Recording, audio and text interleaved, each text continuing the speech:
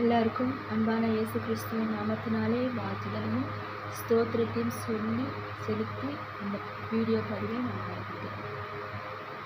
இந்த பதிவு யாருக்குன்னா pastor John Jebaraj. Pastor John Jebaraj கர்த்தரால் அழைக்கப்பட்ட ஊழியக்காரர் என்பதில் எந்த விதமான மாற்று கருத்தும் இல்லை. ஃபஸ்ட், அவரை குறை சொல்கிறதுக்கும் குற்றம் சொல்கிறதுக்கும் நியாயம் தீர்க்கிறதுக்கும் நம்மளுக்கு அதிகாரம் கிடையாது. நம்ம நியாயம் தீர்க்க போகிறது பரிசுத்தவான்களை நியாயம் தீர்ப்போம் என்று அறியீர்களான்னு ஒன்று புரியுது. அது 1000 வருட அரசாட்சியில் தான் நம்ம மற்றவர்களை நியாயம் தீர்க்கிறதுக்கு ஆண்டவர் நம்மளை உட்கார வைப்பார் இல்லையா. இப்போ அதுக்கான இடம், அதுக்கான காலமும் நேரமும் இப்போ இது கிடையாது. இப்போ நாமளே நிதானித்து அறிந்து நம்ம சரியாக இருக்கிறோமா, நம்ம எல்லா இடத்துலையும் பரிசுத்தமாக இருக்கிறோமா, நீதியாக இருக்கிறோமா, ஒழுக்கமாக வாழ்கிறோமா, நம்மளே நிதானித்து நம்மளை சோதித்து நம்மளை கரெக்டாக சரிப்படுத்திக்கணும். அதை விட்டுட்டு ஜான் ஜெபராஜ் அப்படி பண்ணார், 2வது திருமணம் பண்ணிக்கிட்டாரு, போக்சோவில் அவர் கைதாகிட்டார், அவர் தப்பு பண்ணாருன்னு நீங்கள் பார்த்தீங்களா? அவர் தப்பு செஞ்சுருப்பாருன்னு நீங்கள் கண்ணால் பார்த்தீங்களா? பக்கத்தில் இருந்து நீங்கள் பார்த்தீங்களா? பார்க்காத ஒன்றை வச்சு நம்ம அவரை அப்படி பண்ணியிருப்பார். அது நீதிமன்றம் அது தீர்ப்பு சொல்லிட்டு, நீதிமன்றம் ஒரு போக்சோ பாலியல் குற்றவாளின்னு நீதிமன்ற தீர்ப்பு சொல்லி உத்தரவிட்டு, அதுக்கு முன்னாடி நீங்கள் ஜட்ஜ்மெண்ட் பண்ணாதீங்க. ஓகேங்களா? மனுஷன் முகத்தை பார்க்குறான், கர்த்தர் இருதயத்தை பார்க்குறான்னு சொல்லிட்டு நம்மளுக்கு வேதம் சொல்லுவாங்க.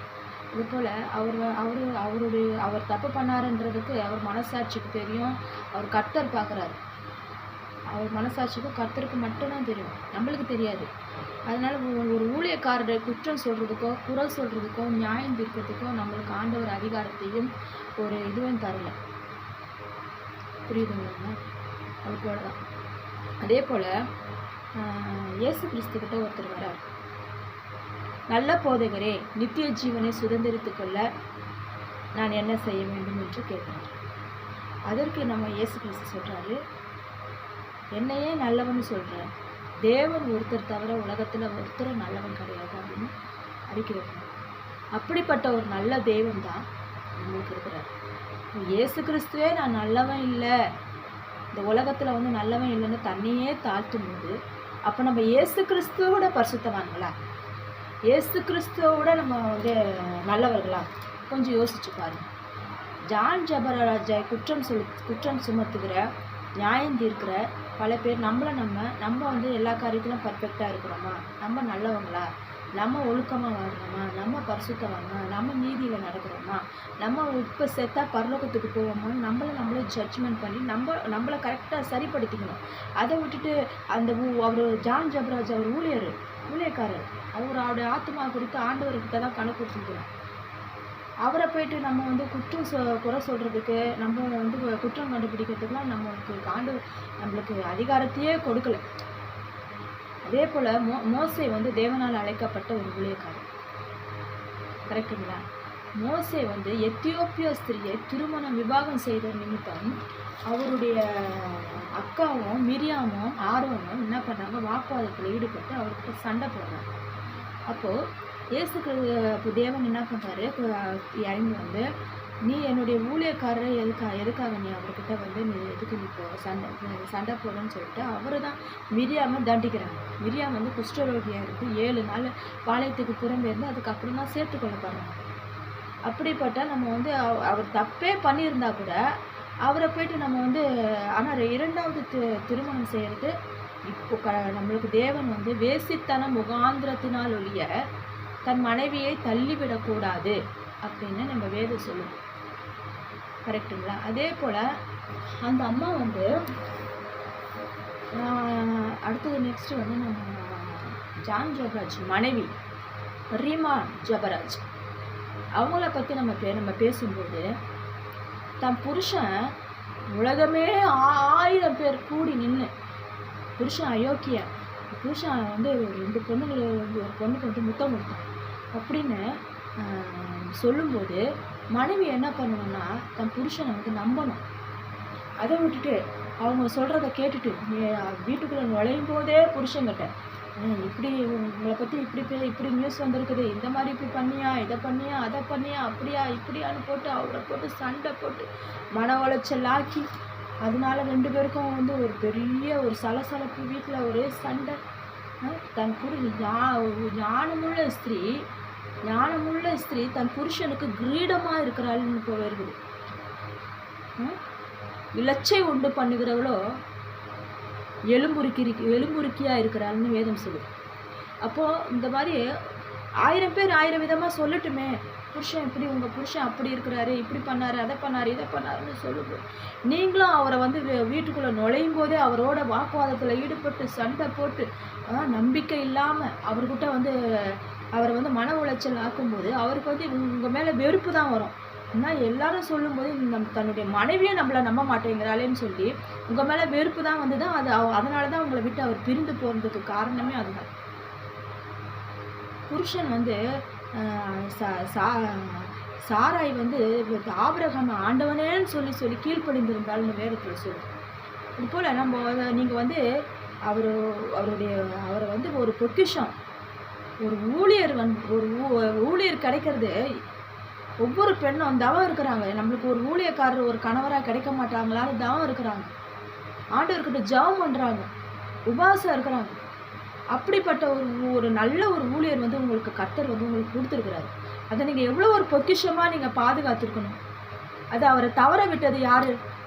அந்த பொக்கிஷத்தை தவற விட்டது நீங்கள் தானே.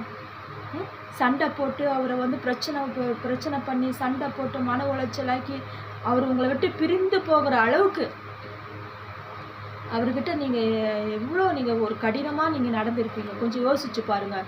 ரீமா ஜெபராஜ் உங்களுக்கு அட்வைஸ் பண்ணுறதுக்கோ உங்களுக்கு புத்தி சொல்கிறதுக்கோ நான் ஆள் இல்லை. ஆனால் நீங்கள் உங்களுடைய தவறை நீங்கள் வந்து உணரணும். அது மட்டும் இல்லாமல் அவர் உங்களை விட்டு பிரிந்து போயிட்டார். பிரிந்து போனதுக்கப்புறமும் டிவோர்ஸ் அப்ளை பண்ணியிருக்கிறாருன்னு தெரிஞ்சு அவரை வந்து இன்னும் அவரை பழி வாங்கணும் எண்ணத்தோடு அவரை ஜெயிலுக்கு அனுப்புறதுக்கும் நீங்கள் உடந்தையாக இருந்திருக்கீங்க. ஜெயிலுக்கு அனுப்புனா திருப்பி வந்து உங்ககிட்ட சேர்ந்து வாழ்வாருன்னு நினச்சிங்களா?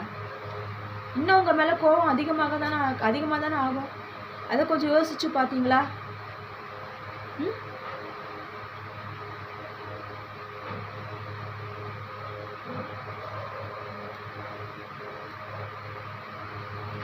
அதுதான் சொல்கிறேன். நம்ம வந்து நம்ம மனைவின்றவ நம்ம சரியாக நடக்கணும். புருஷனை புரிந்து கொள்ளணும். புருஷன் மேலே நம்பிக்கை வைக்கணும். அப்படி இருந்தால் தான் வாழ்க்கை நல்லபடியாக ஆகும்.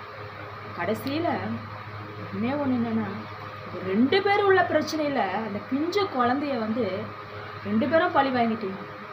இந்த குழந்தை என்னங்க தப்பு பண்ணிச்சு? அந்த பையன் ஒரு 7 வயசு பையன், தகப்பனும் இல்லாமல் எவ்வளோ வேதனை, எவ்வளோ வலி. 2 பேருடைய பிரச்சனையில் இந்த பிஞ்சு குழந்தைய பழி வாங்கிட்டீங்கன்னு தாங்க நான் நினைக்கிறேன். அதான் உண்மை, சத்தியம். இப்போ கூட ஒன்றை கேட்டு போகலை. உங்கள் புருஷன் தானே, காலில் விழுந்து மன்னிப்பு கேட்டு கதறி அழுகுங்க. போங்க, காலில் விழுந்து மன்னிப்பு கேட்கறதுல ஒன்றும் நம்ம குறைஞ்சி போட மாட்டோம். உங்கள் புருஷன் காலையில் விழுந்து செஞ்சதெல்லாம் தப்பு மட்டும் கண்ணீரோடு காலில் விழுந்து அழுகுங்க. கண்டிப்பாக அவர் உங்களை மன்னிச்சு ஏற்றுக்கிறதுக்கு அவர் தயாராக தான் இருப்பாருன்னு, அவர் கர்த்தருடைய ஊழியக்காரர் தயாராக இருப்பாருன்னு தான் நான் நினைக்கிறேன். கொஞ்ச நாள் விடுங்க. ஆனால் ஐயா ஜான் ஜெபராஜ் ஐயா உங்களுக்கும் சொல்கிறது என்னன்னா, வேசித்தன முகாந்திரத்தினால் ஒழிய தன் மனைவியை தள்ளிவிடலாகாது என்று கர்த்தராகிய இயேசு கிறிஸ்து சொல்லியிருக்கிறார், வேதத்தில் சொல்லி. அதனால் அவங்க 1000 தப்பு பண்ணியிருந்தாலும் எல்லாமே செஞ்சுருந்தாலும் அவங்க வந்து மனவருந்து மன்னிப்பு கேட்கும்போது நீங்கள் கண்டிப்பாக மன்னிச்சு தான் ஆகணும். ஒரு குடும்பம் வந்து இப்படி எங்கள் கண்ணு முன்னாடி இப்படி ஒரு நிலைமையில நாங்கள் பார்க்கும்போது ரொம்ப மனசு வேதனையாக இருக்குது. இந்த செய்தியிலையும் உங்களுடைய பாட்டுகளிலும் நான் நிஜமாகவே நான் ஆசீர்வதிக்கப்பட்டிருக்கிறேன். அதெல்லாம் கர்த்தர் என்னோடு கூட உங்கள் செய்தி எனக்கு இப்போ என்னுடைய வாழ்க்கையே மாற்றிருக்கு. நான் ரொம்ப மனசு கஷ்டத்துலையும் வேதனையிலும் வலியிலையும் இருக்கும்போது இந்த செய்தி எனக்கு ஒரு ஆறுதலாகவும் ஒரு மருந்தாகவும் இருந்திருக்கு. அதனால தான் உங்களுக்கு வந்து உங்கள் லைஃப்பில் நான் வந்து இதை ஒரு சொல்கிறதுக்கு எனக்கு தகுதி கிடையாது. இருந்தாலும் நான் சொல்கிறேன். எனக்கு உங்கள் தங்கச்சியாக இருந்து சிஸ்டராக இருந்து நான் சொல்கிறேன். இதுக்கப்புறம் நீங்கள் கேட்குறதும் கேட்காதும் உங்களோட விருப்பம். நன்றி. வணக்கம்.